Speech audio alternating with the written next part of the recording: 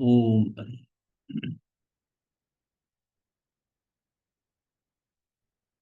संलेखना संथारा समाधि, इसका स्वाध्याय चल रहा है। और उसमें भी 12 भावनाओं में से धर्म भावना पर चर्चा चल रही थी। तो कल हम ये कर रहे थे, चारों दुर्लभताएं हमें प्राप्त हैं। जो चार दुर्लभ वस्तुएं हैं वो हमें प्राप्त हैं। ये इसी को दोबारा कर रहे हैं कि सुना, समझा, अमूल्य मूल्यांकन धन से तो कर ही नहीं सकते। यानी सुना, समझा और अमूल्य है। जिसकी जिसकी कीमत जो है ना वो धन से नहीं कर सकते। तो भी इतने करोड़ का ये मिल गया, इतने का वो नहीं, उससे कोई तुलना ही नहीं इसकी। धन से तो कर ही नहीं सकते ऐसा नर तन मनुष्य भाव पाया। पहला ये हो गया। फिर रतन चिंतामणि जैसा मनुष्य भव, इसका भी हमने कल किया था कि रतन चिंतामणि क्या है। जिस जो हाथ में हो रतन चिंतामणि, तो जो आप चिंतन करते हैं वो पूरा हो जाता है। यानी जो आप सोचते हो उसकी पूर्ति हो जाती है। ऐसा रतन चिंतामणि मनुष्य भाव है। परंतु धर्म तो उससे भी ऊपर है। इसकी भावना तो आपको याद होगी ना। बिन जाचे बिन चिंतिए धर्म सदा सुख देन। यानी उसमें तो चिंतन करना पड़ेगा, कुछ सोचना पड़ेगा रतन चिंतामणि से प्राप्त करने के लिए। पर धर्म में तो सोचने की भी जरूरत नहीं है। धर्म में अगर है तो वो स्वतः आपको प्राप्त होता है, जो सुख, वो जो वास्तविक सुख है वो प्राप्त होता है। खैर आगे चलें। ये रतन चिंतामणि जैसा मनुष्य भाव है। पुण्य के पुंज एकत्र होने के बाद, अनंत पुरुषार्थ के बाद बड़ी ही कठिनता से मिला है।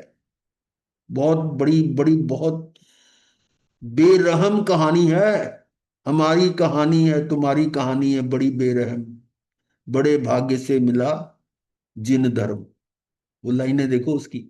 जिन बड़े बड़े भाग्य से हमको मिला जिन धर्म।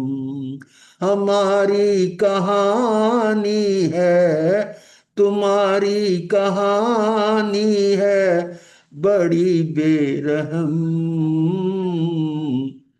बड़े भाग्य से हमको मिला जिन धर्म। कितने कितना समय लगा, कितने काल बीत गया, अनंत काल बीत गया है। अनादि से भटक रहे हैं। तो ऐसा पुण्य के पुंज एकत्र होने के बाद, अनंत पुरुषार्थ के बाद, अब पुरुषार्थ क्या किया कि इतनी अनंत गतियों में, कभी निगोद में, कभी वनस्पति में, उसमें कभी पृथ्वी, पानी, अग्नि, वायु, पेंद्री, तेंद्री, चौंद्री, पचेंद्री, नरक, त्र्यंच, मनुष्य, देव, ऐसे कितने ही भवों में मैं अनंत काल तक भटकता रहा। और उसमें पुरुषार्थ मेरा क्या था, जब समझ नहीं थी तो उसमें दुख सहते रहे।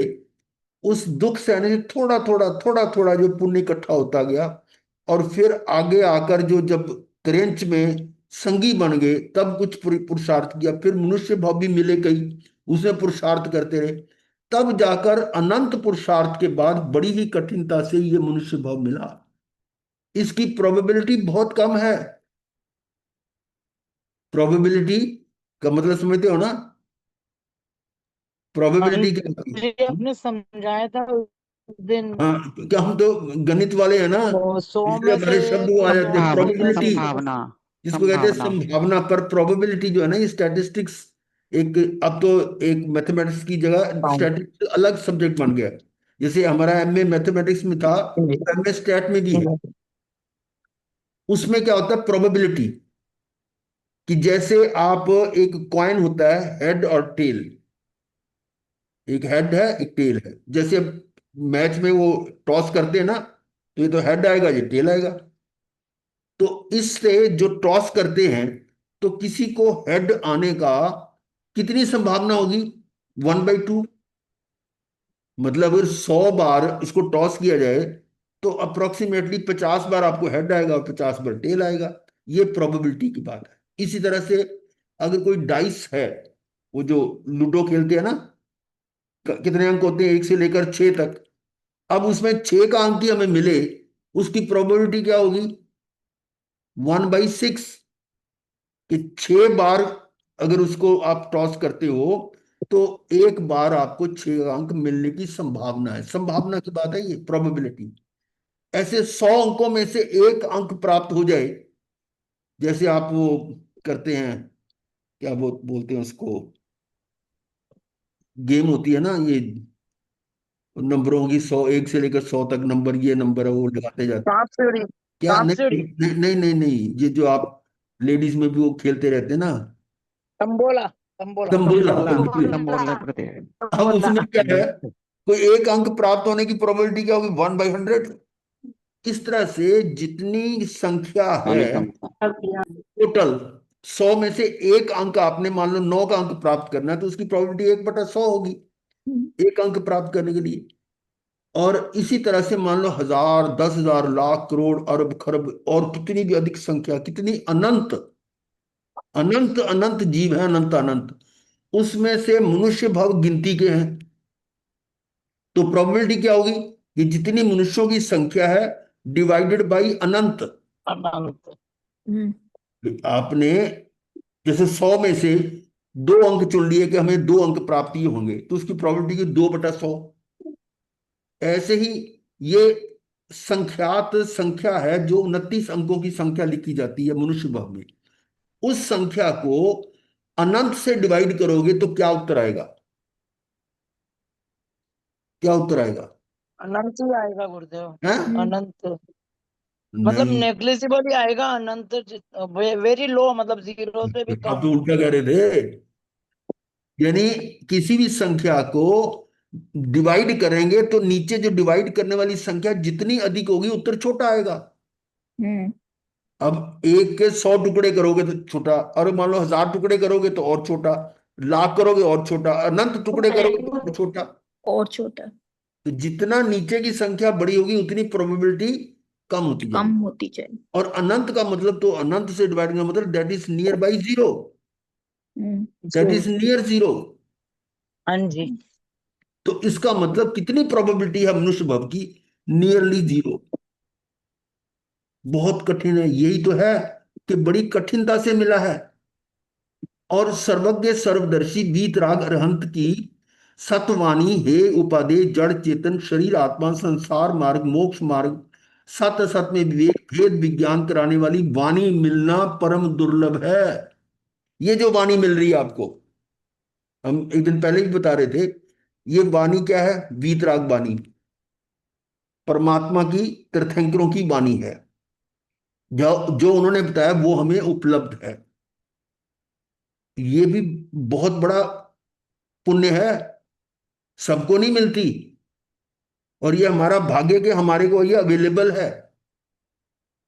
और आगे देखना कि छठे आरे के, इसे 5वें आरे के अंत तक तो ये भी सब लुप्त हो जाएंगी चीजें। जो ज्ञान अभी पहले था, 14 पूर्व का ज्ञान, वो घटते घटते 10 पर आया स्थूली भद्र के टाइम पर, उससे घटते घटते 1 पूर्व पे आ गए, और घटते घटते 32 आगम, 32 आगम में भी पूरे नहीं है हमारे पास, अधूरे हैं ये। तो अब हिसाब लगा लो कि जो हमें मिल रहा है, फिर भी उसमें भगवान की जो वाणी है, उसमें सार गर्भ चीजें मिल रही हैं। तो ये भी हमारा सौभाग्य है, पुण्यवाणी है परम। ऐसा मिलना भी परम दुर्लभ है। कितने लोग हैं जिनको ये वाणी मिल रही है? ये सोचो ना, कितने लोग हैं उनकी रुचि भी नहीं है और उनको अवेलेबल भी नहीं है। तो विशिष्ट पुण्य उदय से परम भाग्य जगने से ही मिलता है। ये विशिष्ट पुण्य है। सुना, सारी शक्ति सारा पुरुषार्थ, ये सुना, अब सुन लिया हमने, फिर क्या किया? सारी शक्ति सारा पुरुषार्थ इस मांस के लोथड़े सड़ने गलने वाले माटी के पुतले को सजाने संवारने बलिष्ठ पुष्ट करने में क्यों लगा रहे हो? 33। ठोक रहे हैं, ठोक रहे हैं, चोट। ज्ञानी, उनको आश्चर्य होता है, उनको करुणा आती है, ये जो अनुकंपा, कि भी ऐसा सुनने के बाद भी तुम क्या कर रहे हो कि सारी जो शक्ति तुम्हारी अनंत शक्ति है वो कहाँ लगा रहे हो? सारा पुरुषार्थ इस मांस के लोथड़े, शरीर, पुद्गल, सड़ने गलने वाले माटी के पुतले को सजाने संवारने बलिष्ठ पुष्ट करने में क्यों लगा रहे हो? सोचो क्यों लगा रहे हो? जो परिजन आदि हैं सब स्वार्थों के संबंध हैं। ये चाहे मुंह से बोलो या ना बोलो, पर हकीकत यही है।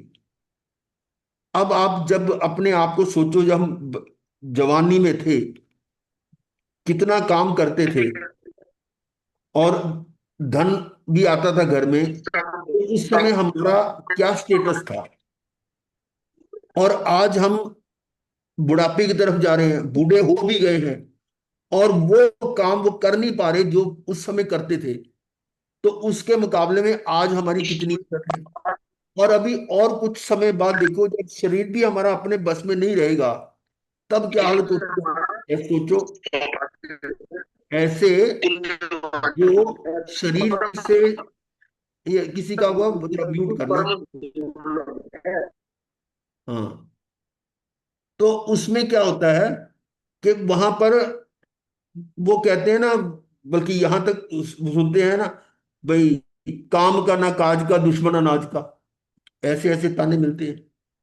और बैठ वहां ये काम कर ले, हरियाणा में तो बोलते ओ ताऊ ये काम कर ले, फिर तू फिर ठाली दा ठाली, फिर तू बेले दा बेला। मतलब उसे लगाए रखते काम पे, और नहीं तो ले ठल लेके बैठ जाए दरवाजे पे, कुत्ता कुत्ता ना आ जाए अंदर। मतलब इस तरह के काम करवाते। अब सोचो क्या है ये, स्वार्थी नहीं तो क्या है। और ये भी देखो, घर में भी अगर मान लो बड़ा परिवार है, आजकल तो परिवार छोटे हो गए ना, बड़ा परिवार है, चार पांच लड़के या दो चार लड़के हैं, उसमें जो अधिक धन कमाता है उसकी इज्जत क्या होती है, और जो नहीं कमाता उसकी क्या होती है, जरा वो देख लो।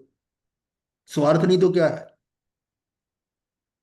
जिसके पास ज्यादा धन है, वो माँ बाप भी उसी उसी की चापलूसी करते हैं फिर। तो सब स्वार्थों के संबंध हैं, क्षण भर के साथी हैं। क्षण भर का मतलब ये हर समय बदल रहा है, नॉट परमानेंट। ये हमेशा के लिए नहीं है। ये धन वैभव बिजली के चमत्कार जैसा है। क्या मतलब? बिजली चमकती है और तुरंत समाप्त हो जाती है, ऐसा ही है। ना जाने कब विलीन हो जाती है। या वो जो इंद्रधनुष होता है, वो भी ऐसे ही है, नजर आ रहा है, देखते देखते वो लुप्त हो जाता है। होता है कि नहीं? हम्म, न जाने कब लक्ष्मी प्रसन्न, ना जाने कब रुष्ट होकर चली जाती है। और बाहर में इन पांच इंद्रियों के भोगों में ही लीन हो रहे हो, इनसे भी कभी संतुष्टि होती नहीं, होगी नहीं, कभी नहीं होगी। हम्म, वो पुराने जमाने का वो भजन होता था, पूरा याद नहीं है।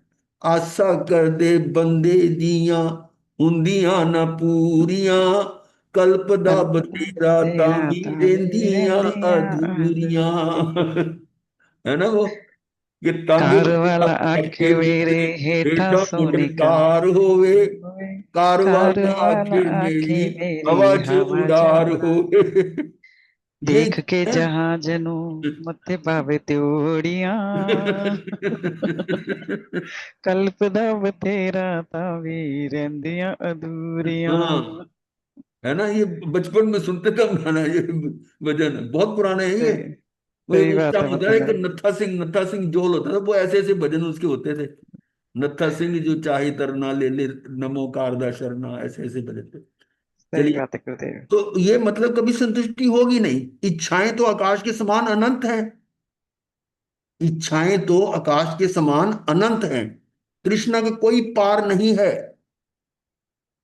तृष्णा का कोई पार नहीं है, मतलब तृष्णा का कोई लिमिट नहीं है।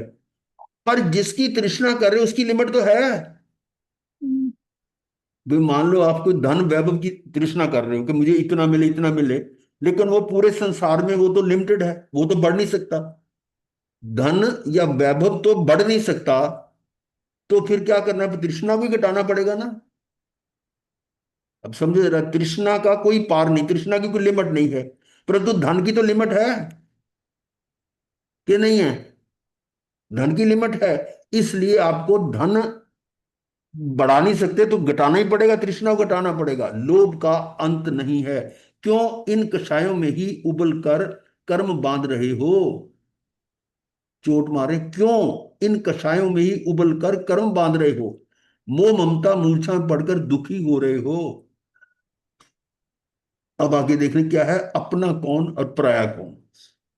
अपनी और देखो, ये शरीर धन वैभव सुख साधन सभी पुद्गल हैं। शरीर धन वैभव सुख साधन, यहां तक कि जो आपके परिजन हैं वो भी पुद्गल हैं। पुद्गल कैसे? अरे जिसको आप देख रहे हो पुद्गल को देख वो रहे हो, पुद्गल ही देख रहे हैं। शरीर को, उसके आत्मा को थोड़ा देख रहे हो। जिसको भी मतलब आपने साथ जोड़ रहे हो, मतलब जैसे शादी होती तो लड़का लड़की को देखते हो तो क्या देखता है, उसकी आत्मा थोड़ा देखता है, शरीर को देखता है, पुद्गल को। तो वो भी क्या है, पुद्गल ही है, पराये हैं। इनमें सुख नहीं है। क्यों नहीं है? ये पॉइंट जरा ध्यान से समझेंगे। इनमें सुख नहीं है। सुख गुण किसका है? आत्मा पुद्गल का। में है या आत्मा का है? आत्मा का। पुद्गल में सुख गुण नहीं है। पुद्गल में तो वर्ण गंध रस स्पर्श मिलने बिछड़ने का गुण है बस। तो उसमें तो वही मिलेगा जो उसमें है। और सुख आत्मा का गुण है, और हम ढूंढ रहे हैं पुद्गल में। यानी ये प्राय, इनमें सुख नहीं है। सुख तो आत्मा का गुण है। सुख कहाँ है? आत्मा में, शरीर में नहीं है। और हम ढूंढ रहे हैं शरीर में। वही बचपन वाली कहानी याद आ जाती है, बुढ़िया वाली। बुढ़िया माई थी, वो सुई ढूंढ रही थी। सुनी होगी, पुराने लोगों को तो याद होगी, नए वालों को शायद ना पता हो। हाँ जी, सुई बचपन में अंदर हमने घुस सुनी जाती थी। है, वो सुनिए ढूंढ नहीं गुरुदेव, बाहर। सुनिए गुरुदेव। सुई सुई गुम हो गई थी, और वो ढूंढ बाहर रही थी ढूंढ रहे। बाहर, जहां की लाइट जल रही थी वहां ढूंढ रही थी। तो बच्चों ने पूछा, माई की ढूंढ रही है? सुई। चलो भी बच्चे देखे, ढूंढवा देते, देखते हैं। वो उन्होंने नहीं मिली। माई ये तो बता, सुई कहाँ गुम हुई थी? अंदर है। अंदर कोठरी में थी ना, वहां तो अंधेरा था। अब हम उस पर, बच्चे हंस रहे हैं, उस पर नहीं, अपने पे हंसो। कि हम जो है, जो सुख की जो है वो तो अंदर है, और हम ढूंढ रहे हैं शरीर में। ये विडंबना है। तो आत्मा में ही, आत्मा के शोधन संशोधन शुद्धि से ही या शोधन, ये देखो शुद्धि और शोधन दो शब्द हैं। शुद्धि और शोधन। शुद्धि से ही या शोधन अर्थात खोजना, उसमें से ढूंढना। जैसे रिसर्च करते हैं ना, उसको भी शोधन कहते हैं। शोध शोध, तो क्या बोलते हैं उसको, जो पीएचडी वगैरह करते हैं ना, तो वो शोध ही तो करते हैं ऐसे। वो उसके अंदर वो शोधन करते हैं, मतलब वो है रिसर्च गुरुदेव, क्या? Research research research. करते हैं। हाँ, रिसर्च वाले जो है, शोध ही तो करते हैं ना, शोध करता जो रिसर्च कर रहा है। तो अर्थात खोजना, आत्मा को खोजकर पहचान कर इसी में झांकेंगे तो अपार सुख का सागर है। पहली बात तो यह है कि ये विश्वास हो जाना कि सुख आत्मा में है, यही नहीं पता। हमें कब पता लगा ये? अनादि काल से हम शरीर में सुख ढूंढ रहे थे, और अब ये हमारे पुण्य उदय से हमें ये वाणी मिली, और उसमें पता ये शरीर का गुण ही नहीं है सुख। सुख तो आत्मा में है। तब उस आत्मा को खोज में लगो, पहचान कर इसमें झांकोगे तो अपार सुख का सागर है, देती अनंत सुख। और भोग विष सम है। भोग क्या है? विष। शरीर के सुखों का भोग, वो भोग है। विष, विष मतलब जहर के बराबर है। बाह्य में आकर्षक लगते हैं। वो कौन सा एक फल होता है ना, किम्पाक फल। इम्पाक फल, बहुत सुंदर लगता है, देखा नहीं हमने, पर गूगल में सर्च करो तो मिल जाता है। वो ऐसे फल है नहीं, बहुत सुंदर लगते हैं, पर कड़वे और विष वाले होते हैं। तो कड़वे फल आकर्षक लगते हैं, कड़वे फल देते हैं। कषाय आग है, उसमें आत्मा के गुण भस्म हो जाते हैं। कसाया अग्नि, यानी कषाय अग्नि है, उसमें आत्मा के गुण भस्म हो जाते हैं। प्रायों में मोह ममता मूर्छा कर उन्हीं में रम कर। ये पराया किसको कहा? पराया पड़ोसियों को नहीं कहा। उद्गल को शरीर में। पराया आत्मा को छोड़कर सब पराये हैं। सब पर हाँ। है। उनमें मोह ममता मूर्छा कर उन्हीं में रमकर आत्मा की घोर हानि कर रहे हो। अनंत कर्म बांधकर अनंत दुखी हो जाओगे। ये है बताया बोध के कौन अपना और कौन पराया। सुख कहाँ है? पर में है। अनंत काल इंद्रिय विषय को सुख भोगते हुए हो गया। अनंत काल इंद्रियों का विषय भोग रहे हैं ना। चाहे एक इंद्रिय जीव वो भी इंद्रियों का सुख भोग रहा है। वहां कौन सी इंद्रिय? एक स्पर्श इंद्रिय है। और उसको अनुकूल वातावरण मिलता है तो कैसे खिल जाते हैं पत्ते भी, और वो पता लगता है कि वो उसका सुख अनुभव कर रहे हैं। और जब ज्यादा गर्मी पड़ती है सूख जाते हैं तो कैसे कुमला जाते हैं। तो सुख दुख अनुभव कर रहे हैं। कोश में अपने खजाने में खोजो, सुख जमा हुआ क्या? नहीं। फिर क्यों इन्हीं सुखाभासों, सुखाभासों, सुख का आभास, आभास। सुख नहीं है, सुख का आभास हो रहा है। मतलब एक तरह से इल्यूशन। है। इल्यूशन। हाँ, इल्यूजन, इल्यूजन ही है। क्षणिक सुखों पीछे पीछे आने वाले अनंत दुखों को मोल ले रहे हो। ये जो कुछ समय के लिए सुख के कारण उसके उस सुखों में उसके पीछे पीछे आने वाले अनंत दुखों को मोल ले रहे हो। क्यों?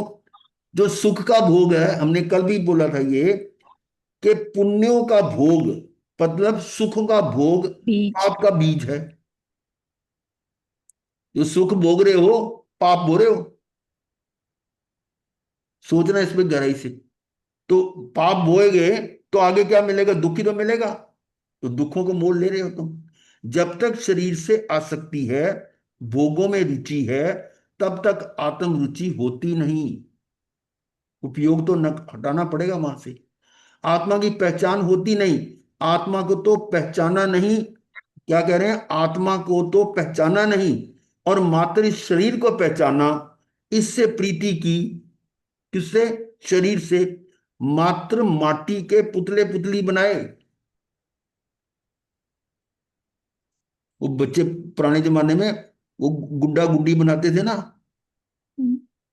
वो क्या अब माटी के भी बना देते, कपड़ों को भी बना देते थे। वो है मात्र माटी के पुतले पुतली बनाए। उनकी वो शादी भी रचाते थे। उनको सजाने संवारने पोषित करने में सारी जिंदगी गुजार दी। उसी में पापाचरण पाप स्थानों का सेवन किया। वो पुतले पुतलियों को, पुतले पुतली कौन है? बच्चे हमारे हैं, उनको बेटे। कहते हाँ हैं। हाँ, ये बच्चे, वही है। पुत्र पुत्री। हाँ। और उसी में पापाचरण पाप स्थानों का सेवन किया। हिंसा, झूठ, चोरी, छल प्रपंच, मायाचारी, ना जाने क्या क्या करके कर्म बांधे। देख लो। सबसे पहले तो अपने शरीर के प्रति, शरीर से अधिक सुख प्राप्त करने के लिए ये पुतले पुतली बनाए। और वो हमें ज्यादा सुख दे उनके लिए धन एकत्रित किया। और उस सारा काम करने में क्या किया आपने? धन कमाने के साथ क्या और क्या कमाया? कर्म, पाप कर्म, पाप कर्म बांधे हैं। चाहे कितना भी कोई ईमानदारी से काम करे, क्रिया में तो कर्म तो बंद होगा ही होगा। और वो पाप कर्म जो कमाया, कर्म बांधे, यानी ये छल प्रपंच मायाचारी न जाने क्या क्या करके कर्म बांधे। सोचो, जिनके लिए ये पाप कर्म कमाया वह बंद तो साथ जाएगा। कौन? वो जो बंद है, कर्म बंद है। और ये शरीर, इससे जुड़े सभी परिचित परिजन, धन वैभव, पद प्रतिष्ठा, सब यही रह जाएंगे। छोड़ के जाना पड़ेगा। और अंत समय में वही ज्यादा दुखी होता है जिसको इसके प्रति आसक्ति ज्यादा है। क्यों? हो, अब मुझे सब छोड़ना पड़ेगा। छूट रहा है, नजर आ रहा है उसको। तो एक तो शरीर छूटने का दुख है ही, पर यह भी होता है कि मैं सारा कुछ छोड़ के जाना पड़ेगा। इतना वैभव, इतना सब कुछ, ये सारा सुख संपत्ति, पता नहीं कहाँ जाऊं क्या जाऊं। वो और ज्यादा दुखी होता है। तो ये है, ये सब यही रह जाएंगे। कर्म का फल अकेले ही भोगना पड़ेगा। ये परिजन, ये बंधु बांधव साथ जाने वाले नहीं हैं। भोगने में हिस्सा बटाने वाले नहीं। वहां परलोक में नरक तिरंच में दुखों से बचाने वाला कोई आने वाला नहीं है। हमें अपने बुजुर्गों के वो शब्द याद आ जाते। बाबूजी हमारे वो कहा करते थे मैं गलत काम क्यों करूं? वो कभी कभी कंप्रोमाइज नहीं करते थे, कोई भी गलत काम नहीं करना। मैं क्या करूं? खाएगा टब्बर और भुगतना तो मेरे को पड़ेगा, डंडे तो मेरे को खाने पड़ेंगे, मैं क्यों करूं ऐसे काम? तो उन्होंने जिंदगी में कभी भी, चाहे कितनी भी नुकसान हुआ हो, पर गलत काम नहीं किया उन्होंने कोई ऐसा, मतलब न्याय प्रिय कह लो। वो इस प्रकार का धन उपार्जन किया, और ऐसा धन ही सुख देता है।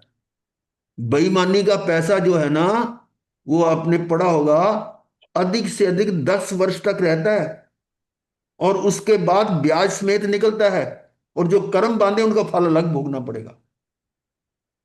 अब देख लो, जितने भी अधिक ऐसे होंगे ना जो बेईमानी वाले होंगे, उनके परिवारों में वो सुख नहीं होगा जो होना चाहिए। और वो उसकी लिमिट 10 साल तो बहुत ज्यादा होते हैं, उसमें वो बड़े खुश रहते हैं कि ठीक है। हम किसी बात करते हैं ना, कभी ये जो कर रहे हो ठीक नहीं कर रहे हो। मेरे पास सब कुछ ऐसे कस्टमर आते थे, मैं समझाता था उनको, कहता हमें तो कोई फर्क नहीं पड़ रहा। सब तरह की बेईमानियां कर रहे थे, ट्रांसपोर्टर क्या थे वो, पता नहीं क्या क्या करते थे। यानी इवन मजदूरों को भी इतना वो प्रताड़ित करते थे। लेकिन कभी उन्होंने ये इस बात पर ध्यान नहीं दिया कि भी हमें आगे भुगतना पड़ेगा। ठीक है। तो दुखों से बचाने वाला कोई आने वाला नहीं है, वहां कौन जाएगा? अकेले आए अकेले जाओगे, अकेले ही हो। एकमात्र आत्मा, शुद्ध आत्मा, अजन्मा, अजर, अमर, अविनाशी आत्मा, ये है। शुद्ध आत्मा जो है वो वही है मेरा। वो मेरे साथ अनादि काल से अनंत काल तक, अजर अमर अविनाशी आत्मा, अनंत ज्ञान, अनंत दर्शन, अनंत सुख, अनंत वीर्य आदि अनंत गुणों का स्वामी, सिद्ध समान मैं आत्मा। ये कल हमने वो किया था ना, सर्व सिद्ध सम है, समझे सो होए। सभी जीव सिद्ध समान है, और जो इसको समझ जाता है वो सिद्ध हो जाता है। तो इस तरह से अपने से परिचय करो। सब परिचयों परिचयों से तो परिचय किया, क्या मतलब?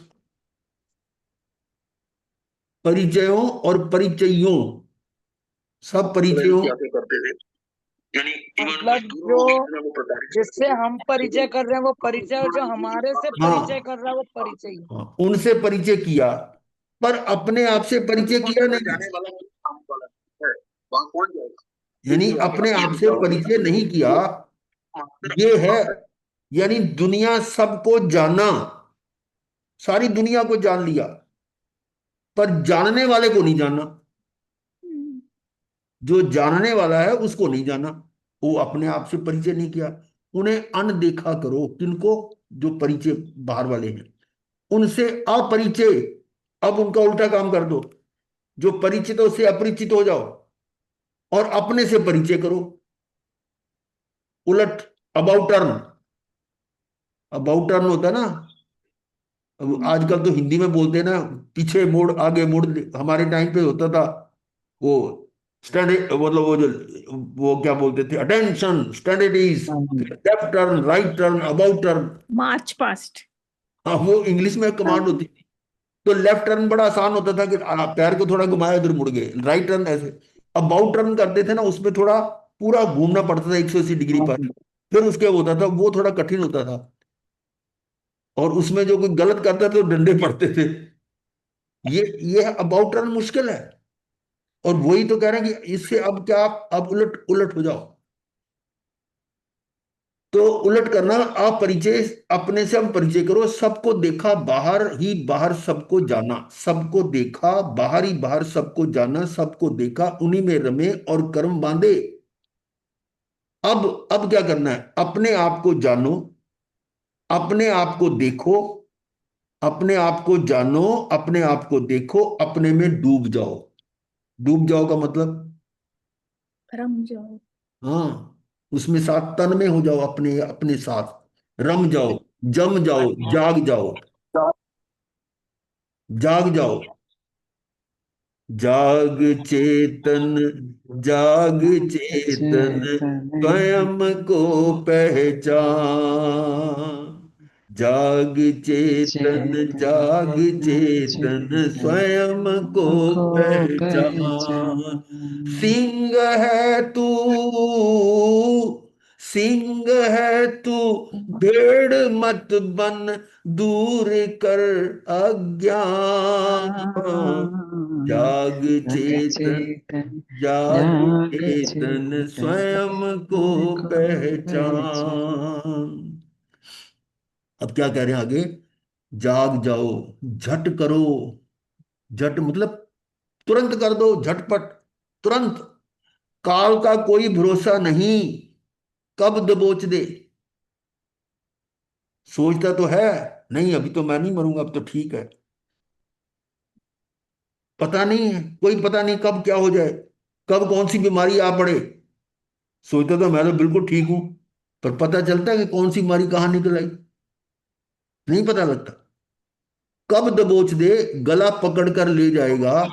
अब ये पता थोड़ा होता है, चलते चलते पैर नीचे पड़ा और हड्डी टूट गई और जब गिर गया, क्या पता चलता है। और ऐसे भी होता है कि वो, कुछ ऐसे भी केसेस होते हैं, हल्का सा गिरा, ऐसी जगह चोट लगी, हो गया काम। तो किसके हाथ में, कोई पता नहीं कब क्या हो जाए।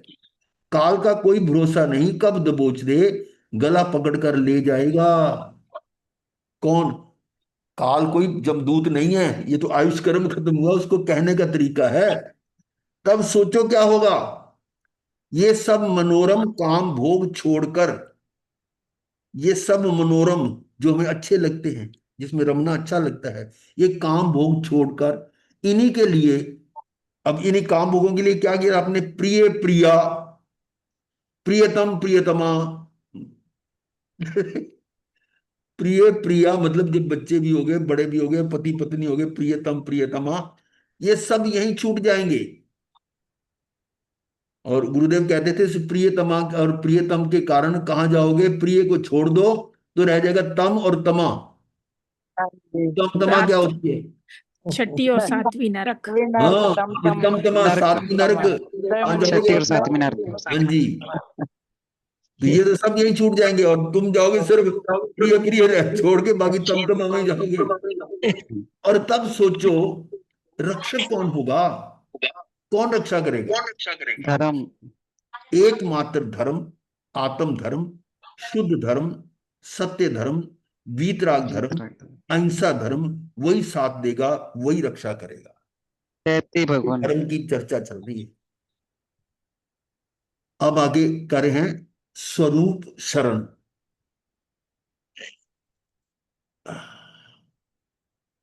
परम ज्ञानी के वचनामृत की बरसात, परम ज्ञानी के वचनामृत की बरसात, घनघोर बरसात, सदगुरु के मुंह से झरते झरते आनंद में झरी, अमृत रथ से अमरत्व का, अमर आत्मा का ज्ञान भान हुआ। किससे हुआ? ज्ञानी के, उनके सुनने से। अहो सदगुरुदेव, आपका परम उपकार है। ये शिष्टाचार है। व्यवहार में तो यही कहेंगे, भगवान अरिहंत परमात्मा का, तीर्थंकर परमात्मा जिन्होंने ये देशना दी, उनका उपकार है। व्यवहार तो यही है। निश्चय में तो जब तक अपने अंदर ये ज्ञान प्रकट नहीं होगा, वो तो मेरे अपने पुरुषार्थ से होगा, वो निमित्त है। लेकिन व्यवहार में हम उनका उपकार विनय ये आवश्यक है। कई बार कहते हैं ना, गुरुदेव बोलते थे कि शिष्य और गुरु का संबंध कैसा होता है, कि शिष्य का शिष्यत्व तो उसमें है कि वो गुरु का उपकार माने, गुरुदेव आपका उपकार है। अगर वो ये कहे कि नहीं, ये मैं ना, मैं अपनी समझ से, अपने पुरुषार्थ से समझ रहा हूं, ये अहंकार आ जाता है। और गुरु यदि उसकी उस भाषा को सुने, क्या गुरु क्या कह रहा है ना, शिष्य क्या कह रहा है, उसको अगर सुने, तो वो गर्त में गया है। क्या मतलब हुआ? कि गुरु उस समय वहां से लुप्त हो जाए, सुने ही ना। क्या मतलब इसके पीछे? कि वो जो बोल रहा है कि गुरुदेव आपका उपकार है, वो गुरुदेव अंदर में सोचे कि मेरा उपकार नहीं है, ये तो इसका अपना पुरुषार्थ है, और उसकी बात को सुनी को अनसुनी कर दे, उसके अंदर ना ले जाए। अगर उसने ये सोच लिया कि हाँ देखो मैंने कितना अच्छा इसको, चेले को बना दिया है, मैंने इसका कितना बड़ा विद्वान बना दिया है ना, तो फिर क्या हुआ जी? तो गुरु गया गर्त में। गुरु का गुरुत्व बना गया, गुरु बना गया। शिष्य यदि उपकार नहीं मानता तो शिष्य बना गया, और गुरु अगर उसकी भाषा को सुनता है तो उसका गुरु बना गया। दोनों बातें हैं ये। पर यहां पर आ रहा है शिष्य की तरफ से, अहो सदगुरुदेव, आपका परम उपकार है कि आपने पर पदार्थों में, प्रायों में पड़ी मेरी रुचि को हटाकर, जो मेरी रुचि पर में थी उसको आपने डाइवर्ट कर दिया, है ना। उस रुचि को स्वरुचि। हटाकर किसमें डाल दिया, स्वरुचि करा दी। यहां अबाउट टर्न किया कि जो रुचि उसकी बाहर थी उसको आपने उल्टा कर दिया, reverse, reverse gear. Reverse gear में जो ना गाड़ी चलाना मुश्किल होता है। कुछ होते हैं ऐसे शरारती तत्व जो रिवर्स गियर में बहुत स्पीड से चलते हैं, पर रिवर्स जो है ना, उल्टी उल्टा रिवर्स गियर लगाना ही बड़ा मुश्किल होता है। तो यहां जो है ना, वो बता रहे हैं कि शिष्य कह रहा है कि आपके उपकार से मैंने उधर से मोड़कर गाड़ी अब अपनी तरफ कर ली, स्व रुचि कर दी, करा दी, अपने स्वरूप का भान कराया, स्व स्वरूप की, आत्म स्वरूप की रुचि करवा दी। जो मेरी रुचि बाहर थी वो कहां करवा दी, आत्मा। आपका परम उपकार मानता हूं, ये विनय आवश्यक है। आज का दिन मेरा धन्य हो गया। और सदगुरुदेव आपकी जय हो, विजय हो। श्री जिनेश्वर देव की वाणी का ही उच्चारण करूं, उसी में डूब जाऊं, उसी में लीन हो जाऊं। अहो भगवान, आप में ही रम जाऊं। परम भक्ति, परम विनय, विनयोपासना, मात्र आपके प्रति मेरा सर्वार्पण। आपकी ही शरण, आपकी शरण। वहां बोला करते ना, निज निधि निज में बताई, ये अनंत उपकार है। निज निधि निज में बताई, ये मेरा खजाना मेरे अंदर ही है।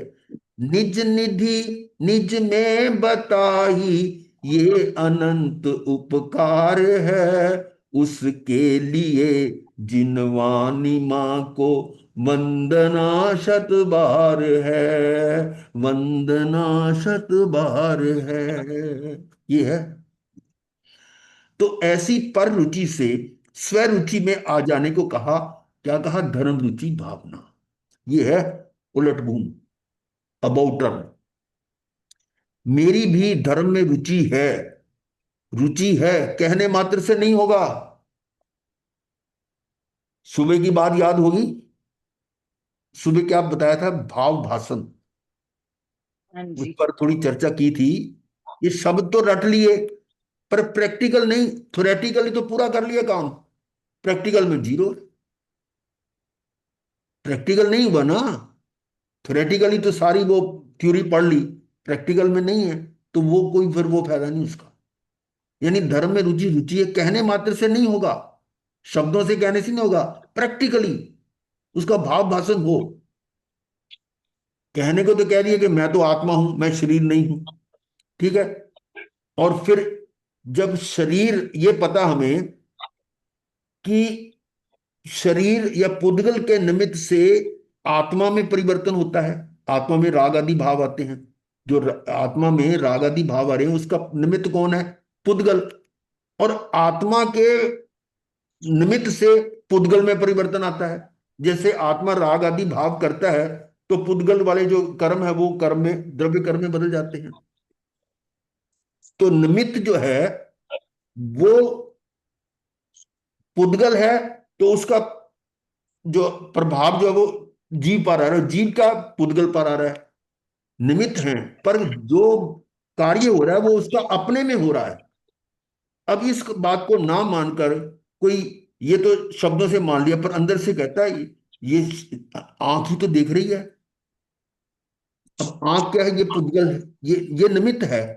और उससे मैं अंदर जो ज्ञान मेरे में प्रकट होता है वो मैं देखता हूं। पर बोलने में क्या पता, आंख ही तो देख रही है, मैं ही तो राग आदि कर रहा हूं। इस तरह से जो उसके अंदर गहराई है उस तक नहीं पहुंच पाता कि मैं जो कर रहा हूं वो मैं अपने स्वयं में कर रहा हूं, पर निमित्त मेरे से कुछ करवा नहीं सकता। कर्म पुद्गल है। सुबह वाली क्लास में भी ये चल रहा था, सात वाली में भी, कि पुद्गल जो है वो मेरे में कुछ कर ही नहीं सकता। निमित्त बन सकता है पर यदि मैं उसके अनुसार करूं तो वो निमित्त है ना। यदि मैं उसके अनुसार नहीं करता तो निमित्त निमित्त वो हो गया, फेल हो गया। तो इस प्रकार से क्या कह रहे हैं कि धर्म में रुचि है, रुचि है कहने मात्र से नहीं होगा, प्रांग मुख से स्वानुमुख होना पड़ेगा। क्या मतलब इसका? प्रांग मुख, पर जो से, पर बाहर से, मुख था, अब वो पर से मुंह मोड़ के पर स्व से, में आना पड़ेगा। बाहर से अपनी ओर होना, स्वयं मुक्त जो होना। पर की ओर ये आगे मुख है। शब्द आ गया उलट घूम, उलट घूम करना एक पड़ेगा। आपने भी अबाउट बताया था, turn, round about. Round about turn, about turn कहते हैं इसको, अबाउट टर्न। संसार मुखी से पूरी तरह से मुंह मोड़कर, अब उधर से मुंह मोड़कर पश्चिम से पूर्व, जो पश्चिम दिशा थी उससे पूर्व में आगे उलट घूम करना पड़ेगा। पीछे नहीं मुड़ के देखना, नहीं तो वो मेरे को पूरी कहानी याद नहीं है। जिन देव और हाँ जी, जिन रक्षित जिन और जिन पाल। रक्षित, जिन रक्षित पाल वो और थे। जिन जिन पाल और रक्षित। जिन हाँ, रक्षित। उनको बताया था बचना तो मेरे घोड़े पे बैठ जा, पर पीछे हाँ मुड़ जी। के मत देखना।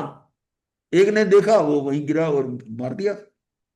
तो ये है उलट घूम करना पड़ेगा। अब ये हमारा उधर हो जाए, पूर्व की तरफ, पश्चिम से पूर्व। राग द्वेष मोह रूप संसार मार्ग छोड़ कर धर्म मार्ग, सत पथ, महापथ, मोक्ष पथ, ज्ञान दर्शन चरित्र रूप मोक्ष पथ पर आरूढ़ होना पड़ेगा।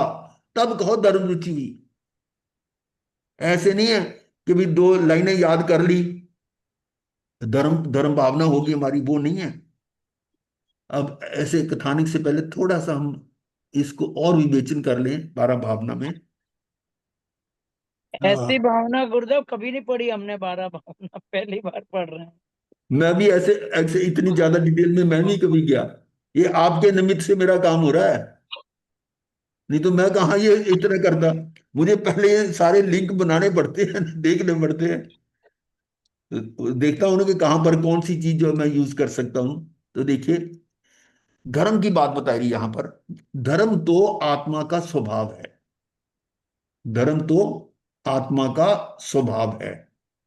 पर में आत्म बुद्धि छोड़कर, वही बात यहां आ रही है अभी, पर में आत्म बुद्धि छोड़कर अपने ज्ञाता दृष्टा स्वभाव का श्रद्धान, कि मैं मात्र ज्ञाता दृष्टा हूं, उसका श्रद्धान, अनुभव और तथा ज्ञायक स्वभाव में ही परिवर्तन रूप आचरण ही धर्म है।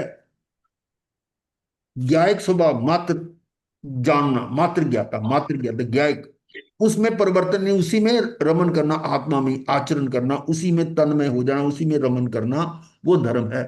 उसी के स्वभाव में तन्मय हो जाना, वतु स्वभाव दमो। और जब उत्तम क्षमा आदि 10 लक्षण रूप, ये कौन है? क्षमा, आर्जव, मार्दव, लाघव, तप, संयम, तप, त्याग, किंचन्य, ब्रह्मचर्य, ऐसे 10 धर्म आते हैं ना।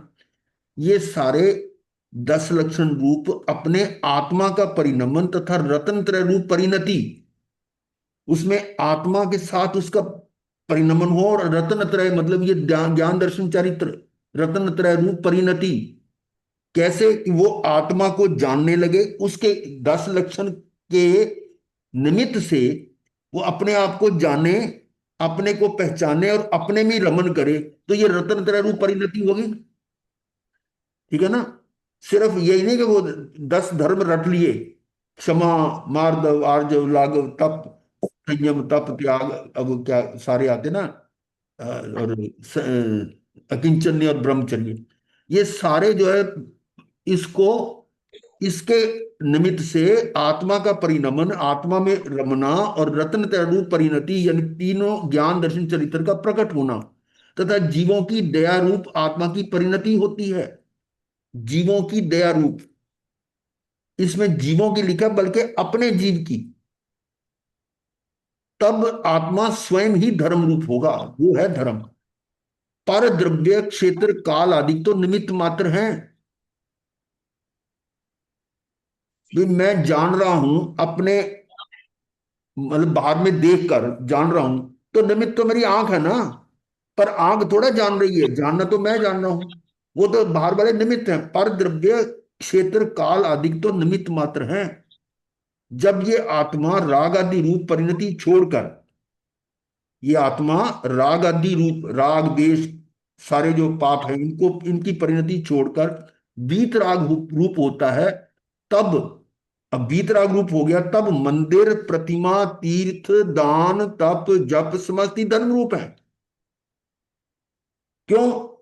वो उसको अगर हम कारण मान लेते हैं, मंदिर, प्रतिमा, तीर्थ, दान, तप, जप, और उसके कारण से कार्य हो जाता है, तो हम इसको धर्म कह सकते हैं। परंतु उससे कार्य यदि नहीं होता तो फिर तो धर्म नहीं कहेंगे।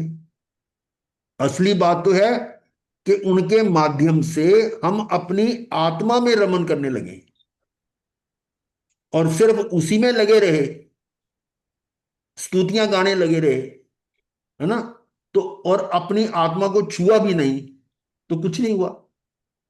तो ये धर्म रूप माने जाएंगे। और यदि अपना आत्मा उत्तम, क्षमा आदि, ये 10 धर्म जो हैं, वीतराग रूप, सम्यक ज्ञान रूप नहीं परिणमे। आप देखो कि अगर वो सारा करते हुए, मंदिर, प्रतिमा, तीर्थ, दान आदि सब करते हुए, यदि अपना आत्मा इन धर्म यानी जो 10 धर्मों को करते वीतराग रूप, सम्यक ज्ञान रूप नहीं परिणमे, अपने वीतरागता में नहीं आता है, तो कहीं भी धर्म नहीं। अब देखो कहां पर, कहां चोट लगा रहे हैं। ये धर्म नहीं है। मंदिर, प्रतिमा, तीर्थ, दान, तप, जप, समस्त जो बाकी जो भी आपका ये स्वाध्याय वगैरह सब, ये जितना भी है, वो यदि उसका परिणाम ये नहीं आता है तो ये धर्म नहीं है। आगे देखो, यहां शुभ राग हो वहां पुण्य बंद होता है। फंडामेंटल रूल है, शुभ राग है तो पुण्य बंद होगा, और जहां अशुभ राग है वह द्वेष मोह होगा और पाप बंद होगा। शुभ अशुभ दोनों का फल पता लग गया ना। शुभ है तो पुण्य बंद होगा, अशुभ है तो पाप बंद होगा। और जहां शुद्ध श्रद्धान ज्ञान स्वरूपाचरण रूप धर्म है, स्वरूपाचरण का मतलब स्वरूप, अपने स्वरूप में आचरण, अपने स्वरूप में ही तन्मय हो गया, शुद्ध श्रद्धान ज्ञान वो धर्म है। और वहां तो हम पहुंचे नहीं।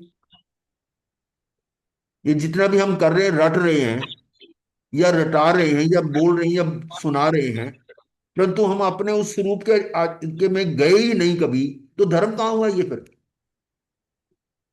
उसको धर्म मत मान लेना फिर। उस वो निमित्त बने और उसके कारण हम अपने आप में आचरण करने लग जाए।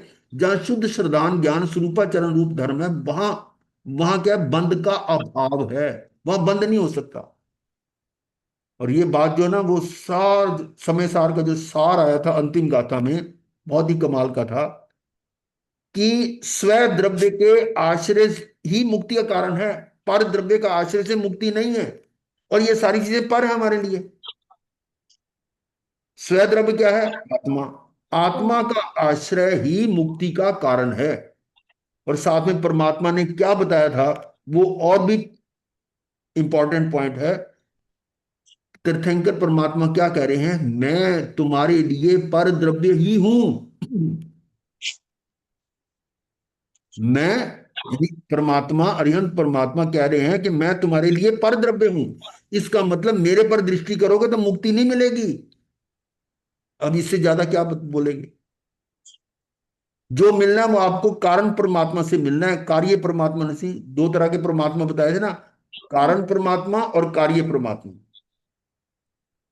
कारण परमात्मा है जहां से ये इसकी ये प्रोडक्शन हाउस है, जो जहां से ये सिद्ध होना है या अरिहंत होना है।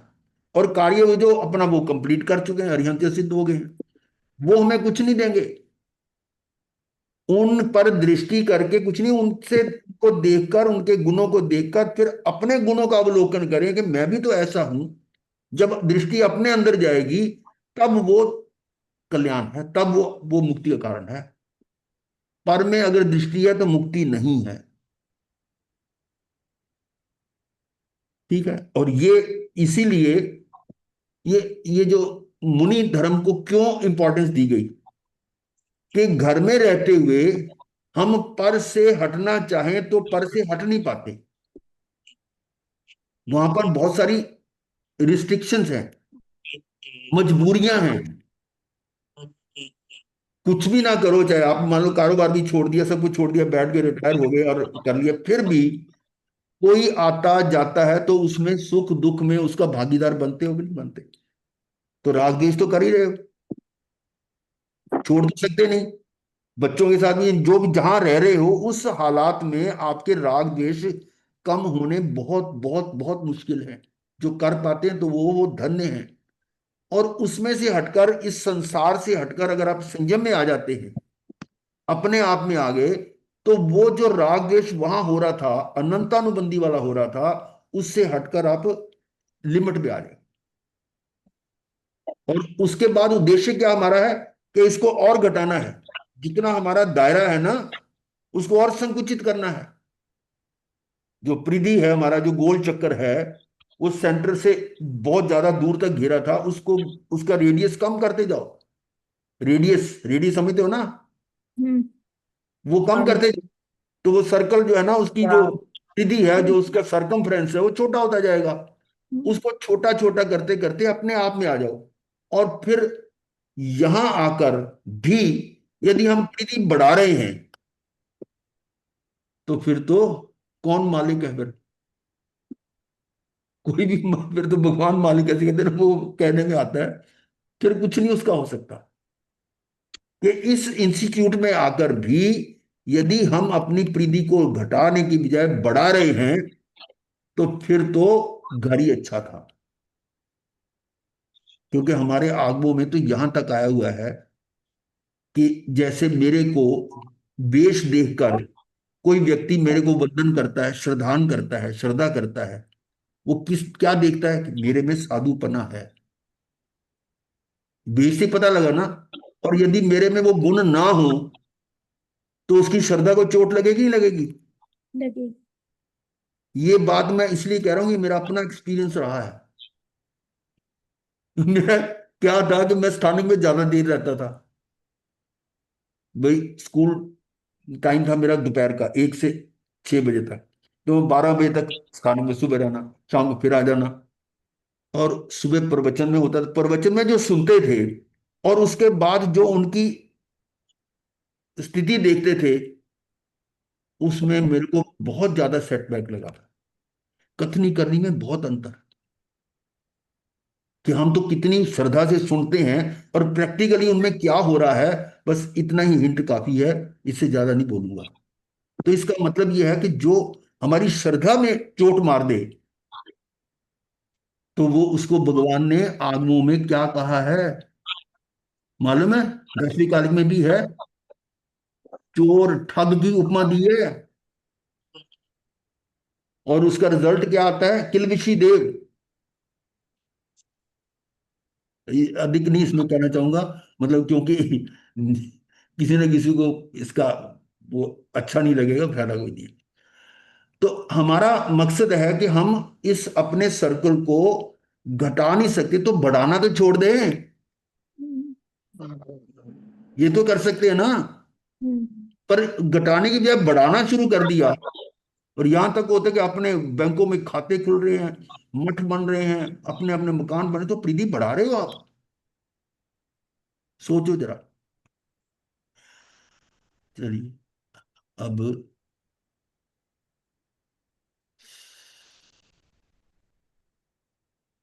यहाँ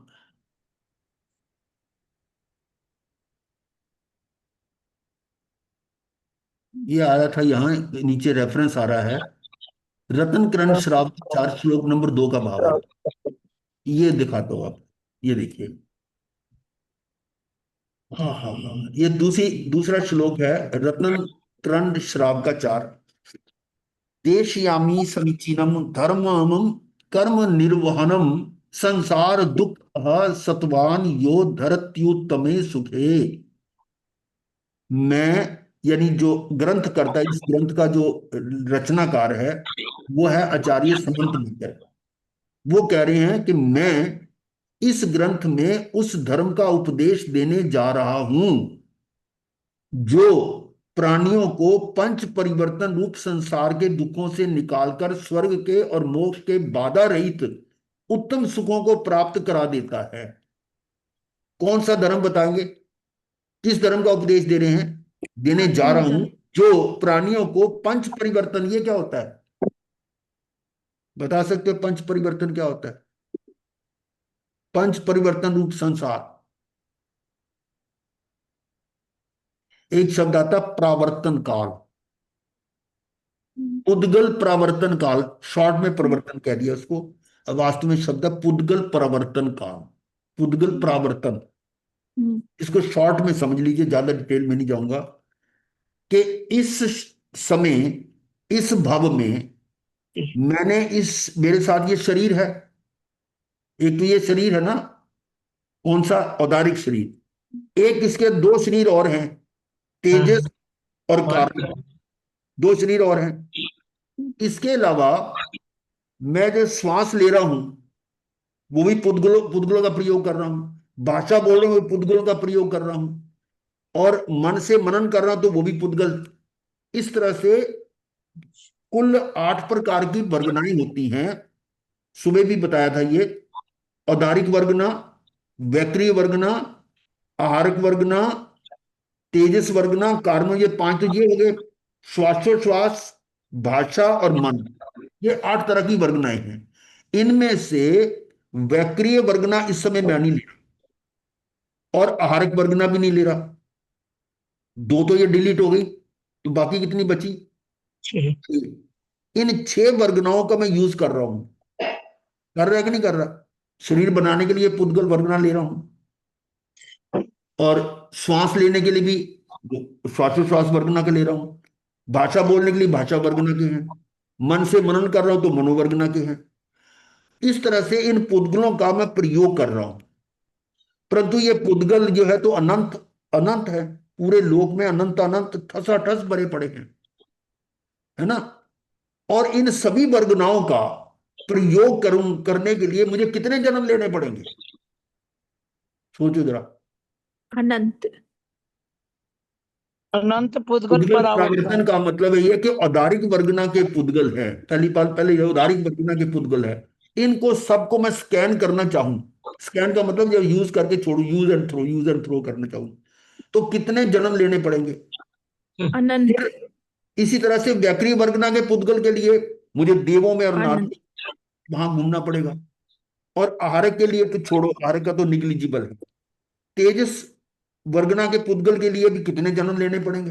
कार्बन वर्गना के भी ऐसे हो गए। ऐसे श्वास, भाषा और मन, इन सभी का प्रयोग करने में, कंप्लीट इसको यूज करने में सभी पुद्गलों को कितना समय लगेगा? कि अनंत काल चक्र बीत जाते हैं। काल चक्र का मतलब उत्सर्पणी अर्धसर्पणी काल, 10-10 कोड़ा कोड़ी सागर में 20 कोड़ा कोड़ी का एक काल चक्र हो गया। ऐसे अनंत काल चक्र बीत जाते, तब जाकर पुद्गल परावर्तन एक होता है। एक पुद्गल परावर्तन। हाँ, और उसमें भी कई भेद हैं, द्रव्य से, क्षेत्र से, काल से, भव से और भाव से। जितना द्रव्य से जो है वो पुद्गल परावर्तन काल कितना है, क्षेत्र से उससे कई गुना ज्यादा है वो समय, और काल से और भी ज्यादा है। इसकी डिटेल में नहीं जाऊंगा, पर ये समझ लो कि उससे और भी ज्यादा। और भवों के हिसाब से मैं कितने भवों को भी, ये भव ले लिया, ये भव ले लिया, ये हर योनि का हर भव में मैं वो जन्म मरण करने के लिए उसके और भी अधिक होगा। और भावों से भी इस तरह के, ये राग आदि भाव, ये भाव किए, ये भाव किए, उसके भावों का पूरे उसको कंज्यूम करने में, यूज करने में कितना समय लगेगा? तो ये पंच परिवर्तन रूप कितना काल, सोच भी नहीं सकते। और ऐसे अनंत। अधिक पंच पुद्गल परिवर्तन काल हम कर चुके हैं। तो ये कह रहे हैं कि जो प्राणियों को पंच परिवर्तन रूप संसार के दुखों से निकालकर स्वर्ग के और मोक्ष के बाधा रहित उत्तम सुखों को प्राप्त करा देता है, ऐसे धर्म को कहूंगा। और कैसे धर्म को कहूंगा? ये आगे आ रहा है, जो समीचीन, अर्थात जिसमें वादी प्रतिवादी द्वारा व प्रत्यक्ष अनुमान आदि द्वारा बाधा नहीं आती, कोई रुकावट नहीं आती इसमें, तथा जो कर्म बंधन को नष्ट करने वाला है, ऐसा धर्म कहूंगा। समय हो रहा है, हम यहीं पर इसको विराम लेंगे। इसी को आगे फिर अगली मीटिंग में देखेंगे। हाँ हाँ हाँ हाँ। हम्म।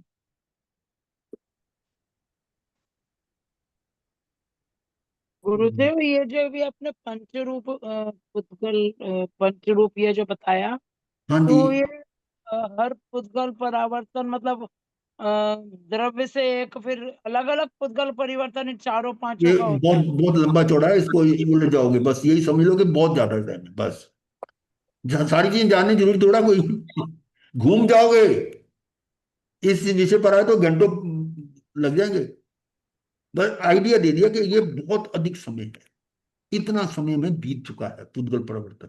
चलिए फिर करेंगे। गुरुदेव के आगे से चत्तारी मंगलम, अर्हंता मंगलम, सिद्धा मंगलम, साहू मंगलम, केवली पनत्तो धम्मो मंगलम। चत्तारी लघुत्तमा, रिहंता लघुत्तमा, सिद्धा लघुत्तमा, साहू लघुत्तमा, केवली पनत्तो धम्मो लघुत्तमो। चत्तारी शरणम पवज्जामि, रिहंते शरणम पवज्जामि, सिद्धे शरणम पवज्जामि, साहू शरणम पवज्जामि, केवली पनत्तं धम्मं शरणम पवज्जामि। चार मंगलिक, चार उत्तम, चार शरणा और न शरणा कोई, जो भव्य प्राणी आदर अक्षय अजर अमर पद।